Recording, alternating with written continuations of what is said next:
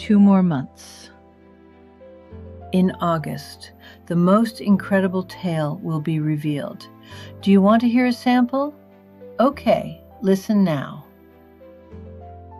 2014. Dane didn't know he'd died, didn't know how close it was. He also didn't know how many times it had happened. All he did know was that he had precious few hours to visit the book and music store holding its grand opening that day near his home in Aiken. It was also the day his band's CD, Shirtless, hit the shelves and airwaves. Nothing reminded him more of this fact than when he hustled into the store, fighting with his hair and the door simultaneously against the wind of an oncoming storm, and found himself staring at his own face. The thunderous din from outside fell away, but was replaced by music far too familiar. "Damn it all," Dane grumbled. Directly before him stood a larger-than-life digital display that spilled out video images of his face, sweat-soaked and contorted in concentration as he sang toward the camera.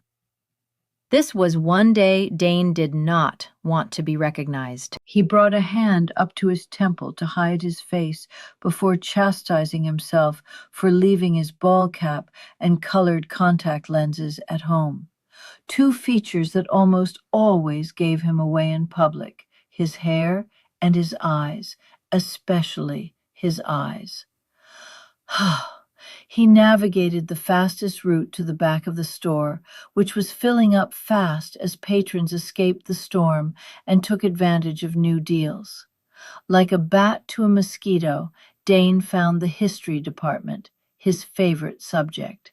He plucked a leather-bound book from the shelf and flipped to a random page. All he wanted was a quiet day of anonymity, hidden from the public behind tales of knights, kings, and presidents, war, peace, and poverty. Though he kept his back to the aisle, face lowered, it didn't take long. A shiver clawed at his spine as the energy around him shifted. So much for obscurity. He was being watched. He tilted his head and shifted his eyes. He saw her peripherally, yet her face was weirdly unmistakable. Silver coiffed hair, well-preserved face, sunken light blue eyes. Not quite like his, which were such a faded blue they were almost white. In school, he'd often been labeled a freak. And now this lady, perhaps in her 80s, stood 10 feet away, gaping. As a patron rushed by, the scent of perfume washed over him. Chanel No. 5. How he recognized it escaped his knowledge. He'd never smelled the fragrance before. And the woman. His mind scanned its files of people. Millions, maybe more, but his memory for faces was good. Nothing. No recollection of having met her in all his 29 years. Random information pumped so quickly through his memory that he couldn't sift through or make sense of it at all.